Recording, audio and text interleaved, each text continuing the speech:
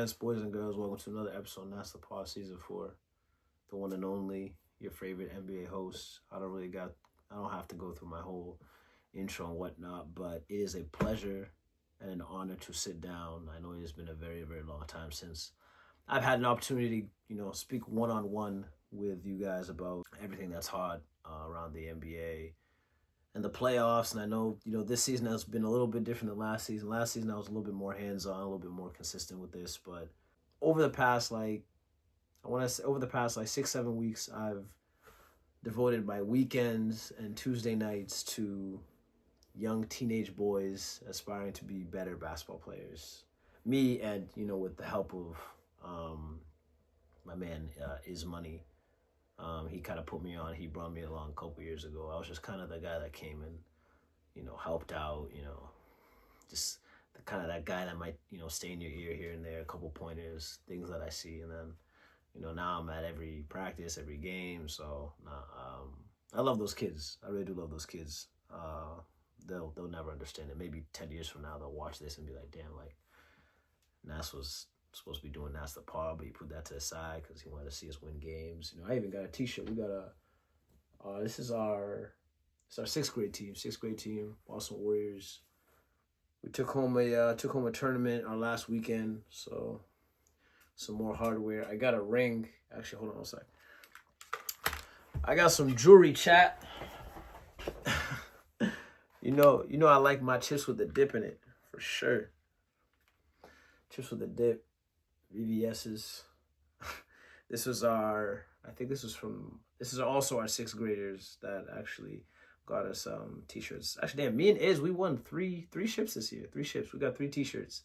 It's been a fun, past 2 months, just, being around kids and just seeing, some of them, are kind of in diva mode. Some of them are, a little big-headed, The thing with AAU is that everyone feels like they have a brand. Everyone feels like they have this thing that they have to put on display. And it's just like, bro, just go hoop. Go play basketball. Your parents are already paying, X amount of money just to get you out of the house, just to get you to, run around and get dirty, just to keep you busy, obviously. So the least you can do is at least, pretend like you care. And that's for those of you that, are just doing this as a hobby. Because AAU back in the day, and I never played AAU, but my brother played AAU, and just even my friends, during that time period, AAU was a sacred thing. It had to be an honor to put on a jersey regardless of what AAU club organization you were a part of. But AAU back in the day really used to be, I feel like there was a lot more pride, but things have changed. Everyone has a team now. It's a money guzzling machine. Parents are now using club basketball as a way to get their kids to, be busy and whatnot. But really, AAU club basketball is meant for those who, A, know that they can potentially play at a higher level, or 2, those that know that, they can not just take this to a higher level, but, they can make a living out of this. And AAU basketball is supposed to be the most advanced, basically off-season, circuit of, games and tournaments to help you, sharpen your tools, develop, progress, and do, all those necessary steps into becoming a better basketball player. The goal is to become a better basketball player, and you do that by playing other players in different regions and just more exposure. That's really the whole purpose of AAU club basketball. But recently I've noticed that there's been a little bit more of a watering down. It's not as sacred as it used to. There's not a lot of pride being taken. You got a lot of guys that come in with their, their agendas and all this type of stuff. And, it's cool. And, I was a teenager once too. It's just whatever, but it's at least just make it seem like you care, you know what I mean? Because it's bigger than you, you know what I mean? So yeah, that's been pretty much my last 2 months. I have not been able to fully commit to Nass the Pod over the past 2 months, especially with all the playoff stuff going on. So I apologize for that, but it was for a greater good. It's for the kids. And Nass, if you know Nass is for the kids. You know what I mean? The kids, they're the future. You know what I mean? They're the future. There was definitely someone that I looked up to when I was younger, and they probably did X, Y, Z to make sure that Nass is gonna be the one to put on, and now I'm supposed to be putting on for the kids. So it's a trickling effect. It's supposed to be you're supposed to lend a hand down to the younger generation, and just be that necessary role model, that person to look up to. I know I'm getting kind of cheesy on here, but I genuinely do enjoy just watching kids just develop their games. I think it's honestly almost as satisfying as like an NBA Finals game, but it's up there. It's cool to watch a player 2 months ago not be able to, for example, go left to right behind the back in transition off of a rebound. It's cool to see them develop and sharpen that specific skill, and now 6 weeks later they can go double behind the back through traffic in transition and make the right read, and then get back on defense. It's stuff like that that fulfills you as a coach, assistant, a leader, amongst the coaching staff, regardless of AAU programs. So shout out to all the AAU programs around New England. Shout out to, Zero Gravity, just always putting on. But yeah, man, we got that. Like I said, we got the VVS's, man. Don't bring no diamond test around me, man. But you see that shit. I know it's been a while since I sat down here and really got to break down what's been, going on the NBA postseason. But as you can see, we're down to 2 teams, the Indiana Pacers against the Oklahoma City Thunder in the NBA Finals. I will start off with my prediction. I have OKC in 6 games. And I'm going to, basically touch upon a bunch of takeaways, a bunch of stuff that I'm looking out for based upon what we've seen thus far from both teams. And yeah. So the Indiana Pacers and the Oklahoma City Thunder, they are both top 3 in playoff scoring this year. They split their regular season series 1-1. I don't believe Chet Holmgren was available for the first game. But I do think that the first thing we should probably mention is how are these teams going to defend each other? Because obviously, these are 2 of the most prolific scoring teams in the playoffs, like I said.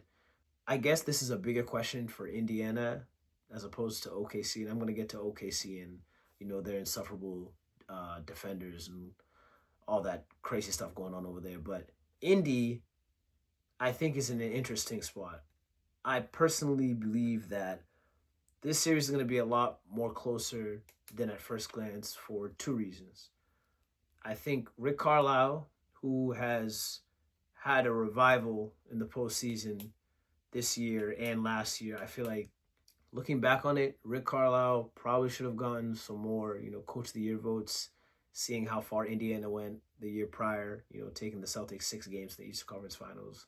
And then this year, ultimately, being the leader of this team that, I know before the season, and you can look on Nass the Pod, I didn't talk about the Indiana Pacers much this year. Halliburton, I know people, not as much as Jason Tatum, but people did kind of, some underlying trolling of Halliburton not being able to play any minutes at Team USA. But, Team USA was stacked. Like, they had all their roles kind of filled. Tyrese was, like, the emergency, you know what I mean?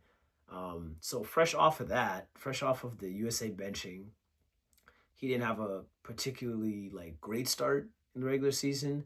I know there was some underlying, rumors about, him playing through some injuries and stuff like that.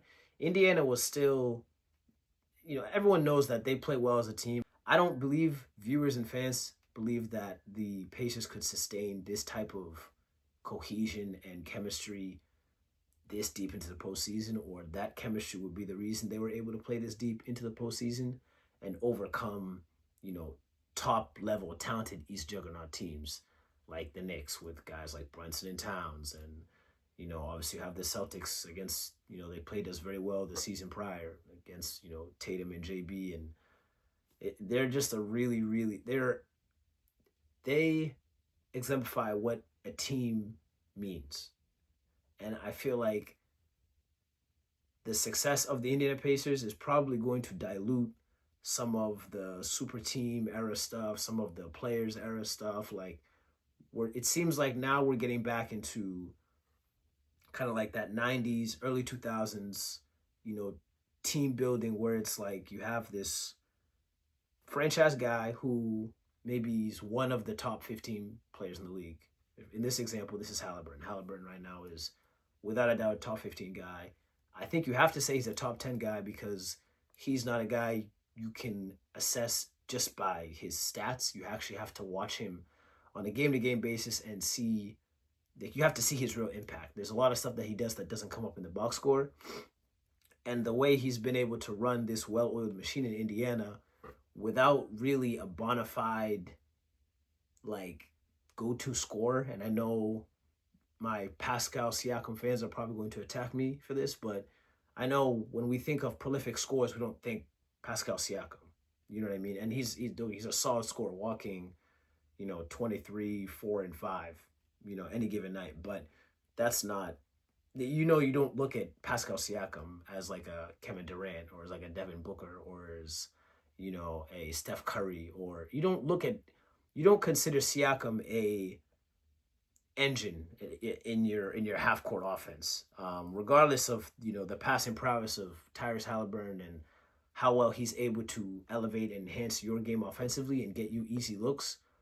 Because Siakam gets like 10 points easy just off of running and sprinting himself, and he is an intriguing piece in this offense just because he himself, as well as Halliburton, they really do dictate the pace on quick rebounds, fast breaks, and they turn a lot of half-court possessions into, pretty much semi-fast breaks. And that's been the story of the whole season. That's how they've been able to attack opponents, is they're just on the gas pedal like 24/7. That is what makes this matchup so intriguing, because you have OKC, which is the best defense in the league, and you have Indiana, which is the best offense in the league. And it's not the best offense because they have 2-3 guys that average 20, 22 points, or because they have 3 guys that can go for 40 at any given time. It's a dangerous, dangerous offense because everyone gets a touch. Everyone is playing through each other. Everyone is playing together.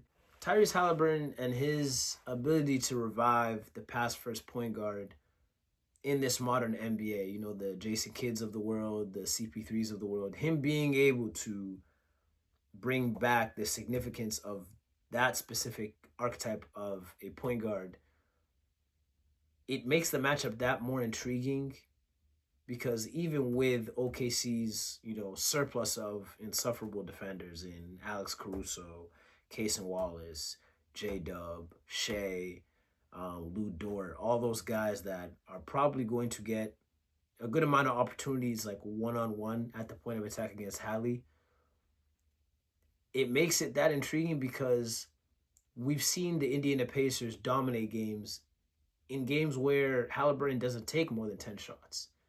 But because everyone's getting a touch, because of the ecosystem, because of the theme of their offense, because they're always on go and they share the rock and they have depth and they play through each other and with each other, that's why they're the playoffs' most lethal offense. Not because they have 2-3 guys that can go off for 40 on any given night, which, definitely if you're a team that has, personnel like that at your disposal, kudos to you. But the Indiana Pacers are bringing back, they exemplify what a unit is, especially with Carla at the head of it. He's one of the best game-to-game adjustment guys, and that's what I think is so interesting about this matchup, is that even if the Thunder do throw, all these physical defenders at Halliburton, will it throw off the, Indiana Pacers offense as a whole? You want to get the ball out of his hands and make someone else make a play? Like, okay, but that's the thing, is I don't think Indiana minds that. I don't think Indiana minds, Halliburton being blitzed. And honestly, now that I think about it, like, I wouldn't even blitz Halliburton because he's one of the best kind of read guys in the league. He's gonna make the right read. So I don't even think sending 2 would be I don't think that'd be the right tactic if I was, the OKC staff. I wouldn't send 2 at him. This is not like, he's a different type of offensive player. Now, this is not a guy you want to have the ball in his hands all game, and it's a weird formula, but I do think that OKC's approach to this Pacers offense probably would be better if Halliburton was taking 20 shots. and, just scoring and scoring and scoring and limiting everyone else, because Tyrese Halliburton's superpower is elevating others. His passing, his playmaking, the reads he makes, breaking down the game from a mental standpoint and making the right reads, possession to possession to possession. That's what makes the Pacers go. So when he gets a rebound, he's flying up the court. That's his superpower right there that you're witnessing. So if you can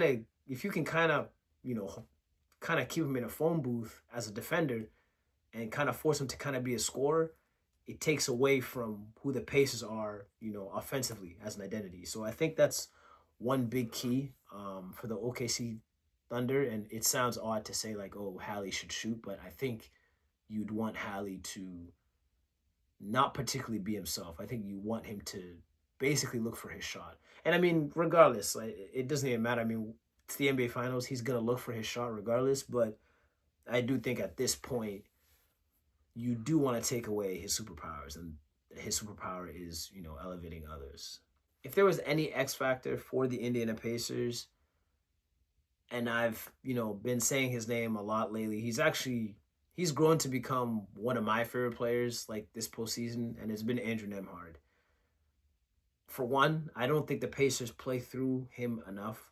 I think one way they can attack OKC, even though, like I already mentioned all the defenders they have, I think if you get Nembhard to be aggressive early and to attempt to get downhill and really attack those guys, I do think him alleviating Tyrese of generating everything possession to possession, I think that's going to help them. That, as well as his point of attack defense. What Nembhard's been doing this postseason to guys like Dame, Brunson, there's another player that I believe he limited. Like, Nembhard is a hell of a defender. That is, nothing I can take, away from him. He's a big-time player. He's not afraid of the moment. He had some very, very crucial big game closing stretches against the Knicks. I believe in game 1 that went to OT, he scored 7 points in that overtime. Also had some big possessions against Brunson defensively, just pressuring him up the court. Recently in game 7, what he did to Brunson was just, it was crazy. This is a guy that's averaged 30 in the playoffs the past 2 years. And Nembhard, who, I'm not going to lie to you, 3 years ago, Andrew Nembhard's name was just not on my radar, at all. I know he went to Gonzaga. He's played with Chet. You know what I mean? He was just not on my radar. So, this is just another tip of the hat to, the Pacers management. Nembhard, I think he's big time. I really do think he's big time. I think he's been very instrumental to what the Pacers have been able to do on both sides of the floor. I know the Pacers don't go to him to run their offense all the time when Hallie's off the court, but I think you need to. I think this is really the turning point where you're like, all right, Nembhard, let's give you the green light a little bit more, alleviate Hallie, save his legs, save his energy, because you already know OKC is going to attack him. They're going to be super physical with him. You saw what they did to Anthony Edwards in certain stretches where they're throwing him off his game. Last year, my finals preview, when I was just gloating about the Celtics group of point of attack guard defenders, guys that can guard multiple guys like Derek White, Drew Holiday, Tatum, Jaylen Brown, that specific group of 4, this group you can say is just at a different level defensively. This is some NBA all-time stuff. And I'll be the first to say it. I actually did not think the Thunder were initially ready for this moment. I thought, especially from that Dallas series last year, I was like, I'm not sure if, J-Dub is the bona fide, consistent, series to series number 2 that you can lean on when maybe Shea is being, over pressured, over blitzed, or overly focused on.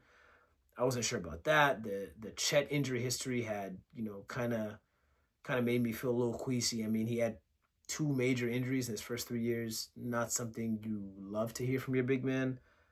And then you had all these other guys that just weren't proven yet, like Aaron Wiggins, Isaiah Joe. Those are guys that took huge leaps from the year prior. So you have to tip your hat to that. I just wasn't sure as a whole. And if you look at history, ironically, we're talking about OKC history when young players, and I was a huge fan of Westbrook, Durant, Harden.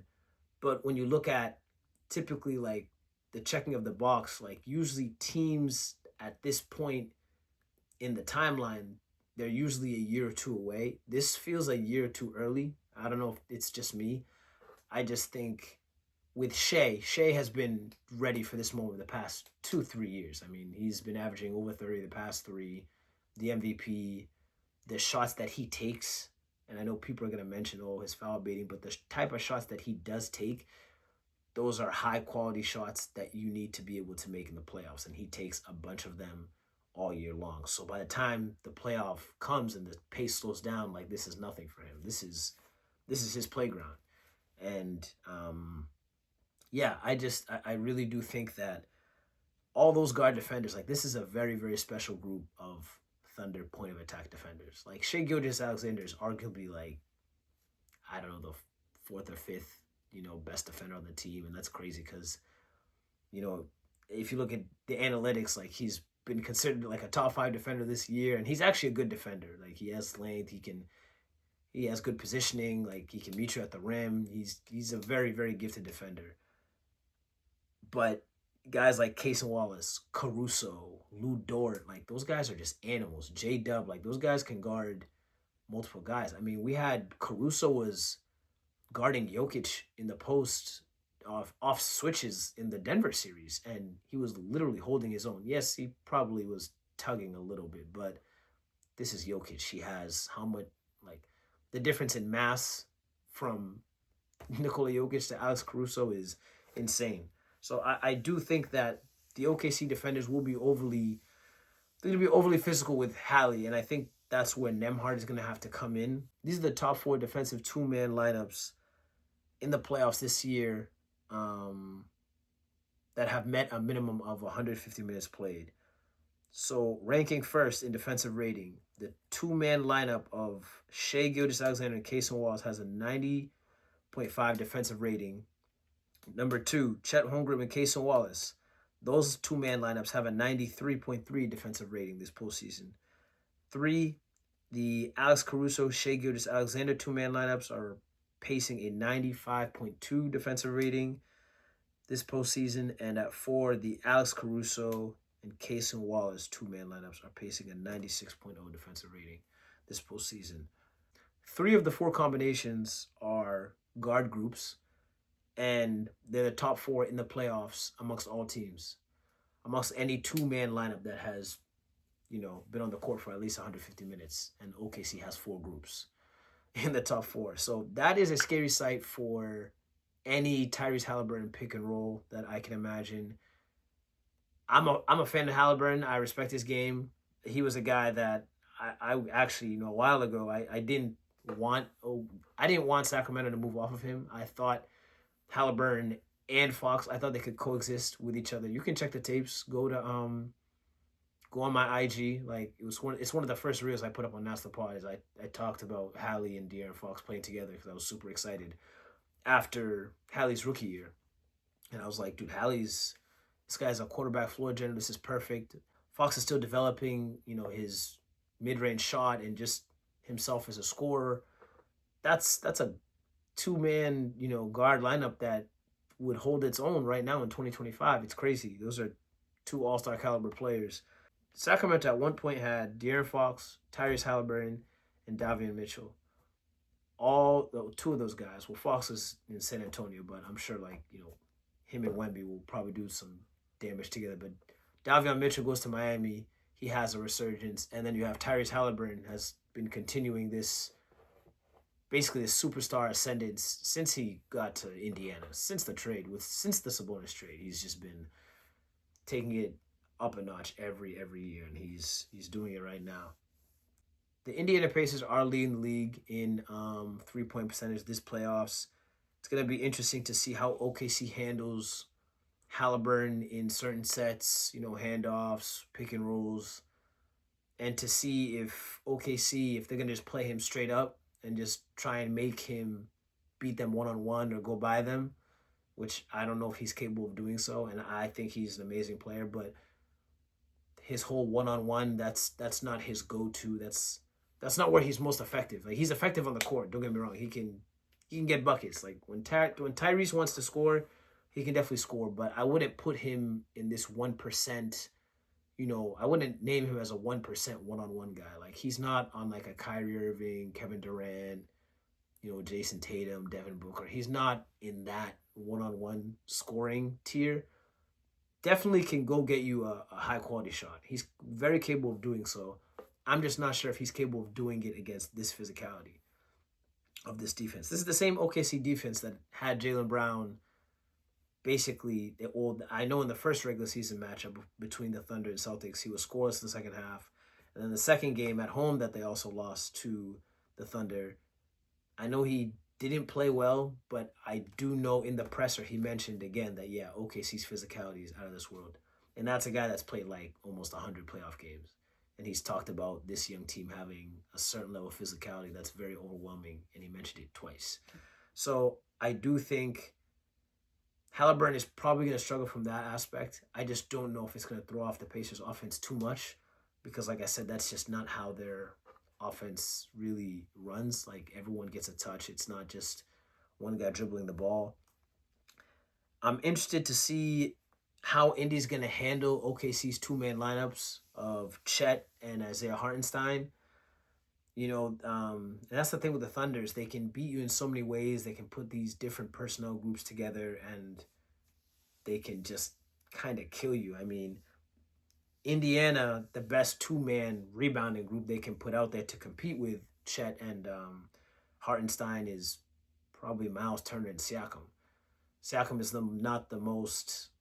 he's not the highest volume rebounding, wing in the league. They can go, basically like those two bigs, and they can go Shea, Isaiah Joe, and J-Dub, and they'll be fine for 6 minutes.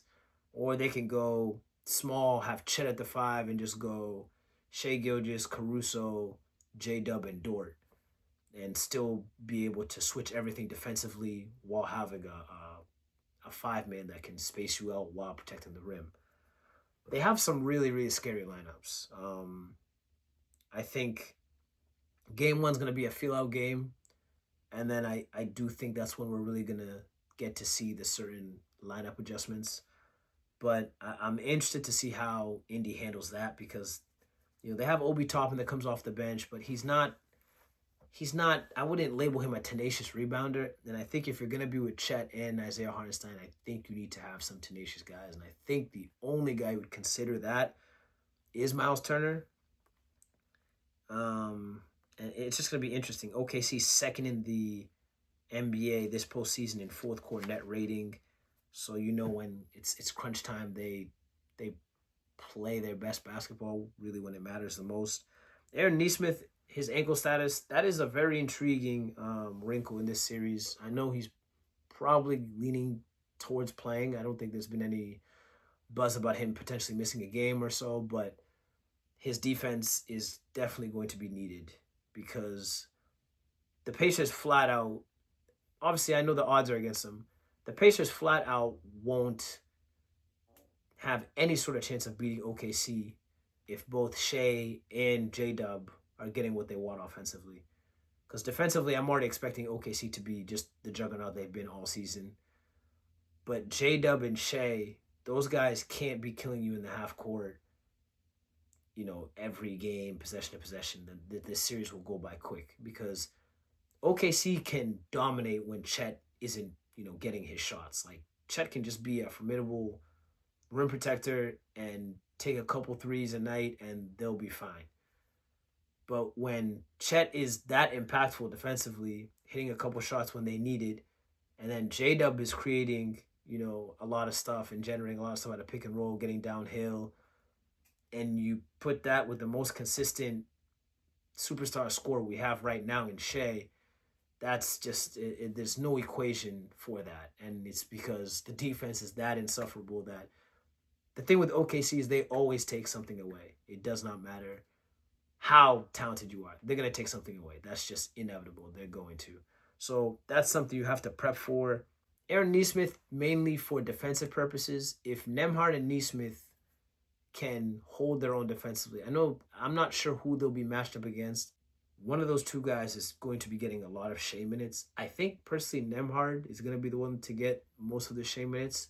There's a Canadian background between them. They're both Canadian. They both played together this past Olympics for the Canadian national team.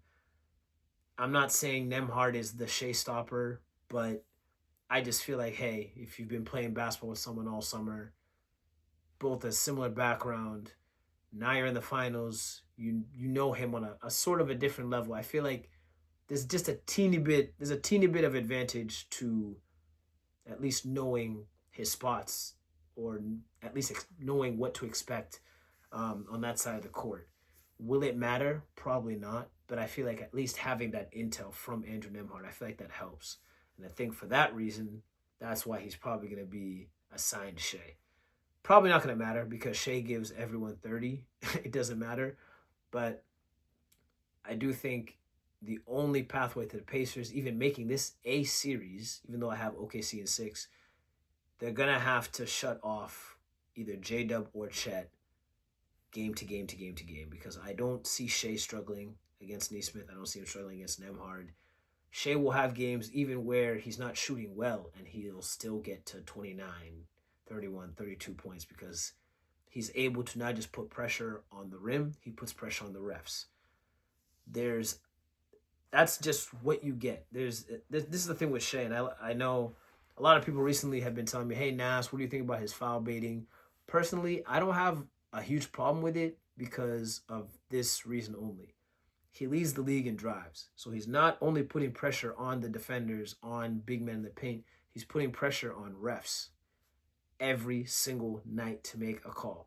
Of course, the refs are going to miss a bunch of calls, but the refs definitely going to be making certain calls that they probably wouldn't make if they had a slow motion review.